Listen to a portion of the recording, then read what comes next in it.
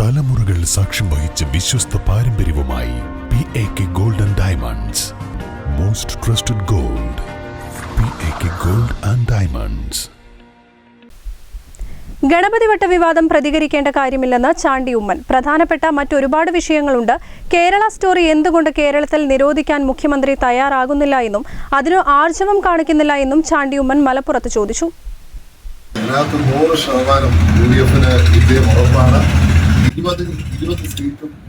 UDF നേടാൻ പോകുന്ന ഒരു തെരഞ്ഞെടുപ്പാണ്. മാത്രമല്ല 2004 ഇന്ത്യയിൽ ആവർത്തിക്കാൻ പോകുന്നത്. 2004 പറഞ്ഞു ഇന്ത്യ തിളങ്ങുന്നു, ND അധികാരത്തിൽ വരും.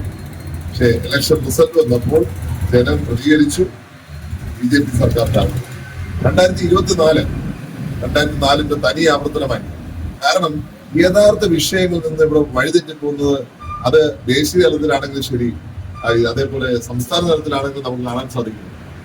ഈയിടയ്ക്ക് തന്നെയുള്ള സ്ഥാനാർത്ഥികളുടെ പ്രസ്താവന അതിന്റെ ഏറ്റവും വലിയ ഉദാഹരണമാണ്. തീർച്ചയായിട്ടും ജനങ്ങൾ നിലനിൽക്കാം.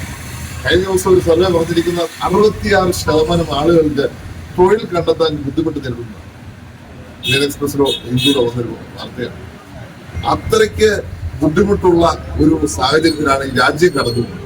അപ്പോഴെല്ലാം ശോഭനമാണ്, എല്ലാം ഒരു പ്രശ്നമില്ലാതെ മുന്നോട്ട് പോകുന്നു എന്ന് പറയുമ്പോൾ തീർച്ചയായിട്ടും ജനങ്ങളെ കബളിപ്പിക്കാൻ പറ്റില്ല. ഈ BJP സംസ്ഥാന അധ്യക്ഷൻ സുരേന്ദ്രൻ സുൽത്താൻ ബത്തേരിയുടെ പേര് മാറ്റുന്നതിന്റെ ഒരു വാർത്ത വന്നിരുന്നല്ലോ, അതിനെങ്ങനെ കാണുന്നു? അതിലൊന്നും കമന്റ് ചെയ്യാതിരിക്കുകയാണ് നല്ലത്.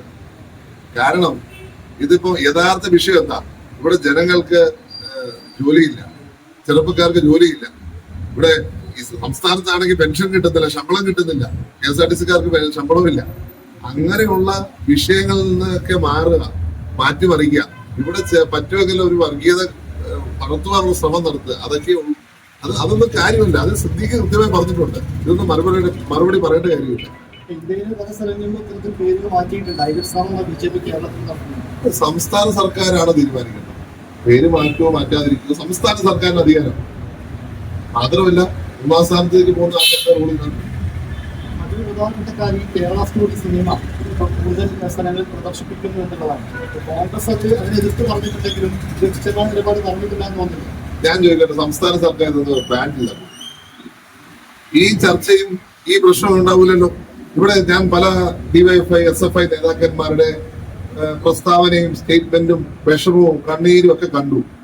ഒരു കാര്യമാണ്, മുഖ്യമന്ത്രി ഫോൺ വിളിച്ചൊന്നും പറഞ്ഞു ഇതൊന്ന് ബാൻ ചെയ്ത് ഇത്രയും സമൂഹത്തിൽ കുഴപ്പമുണ്ടാക്കുന്നതാണെങ്കിൽ ഇതൊക്കെ ബാൻ ചെയ്യും. അതിനാർജവത്വം കാണിക്കണം മുഖ്യമന്ത്രി. അതാണ് ഇപ്പോൾ ആവശ്യം. ഈ നാടിന് ആവശ്യം ആർജവത്വമാണ്. ഇതിനെതിരെ പോരാടുക, ഈ നാടിനെ വിഭജിക്കുവാൻ നടത്തുന്ന ശ്രമങ്ങൾക്കെതിരെ പോരാടുക എന്നുള്ളത് ആർജവത്വം കാണിക്കണം. അതിന് മുഖ്യമന്ത്രി ഒറ്റ കാര്യം ചെയ്താൽ മതി, ഈ ഒരു തീരുമാനം എടുക്കാൻ. കൃത്യമായ നിലപാട് കോൺഗ്രസ് ലീഡർഷിപ്പ് പറഞ്ഞിട്ടുണ്ട്.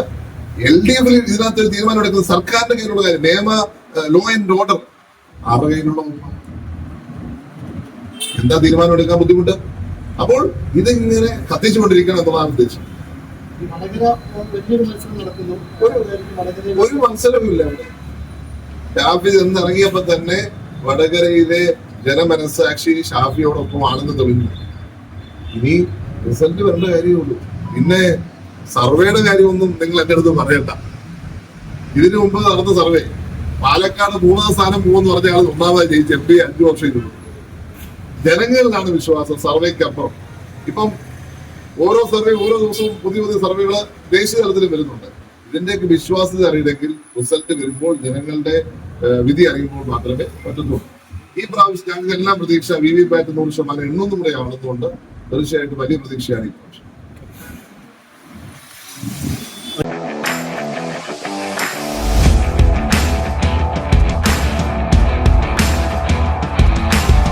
Arrivals Men Apparels near Town Square, Vandoor.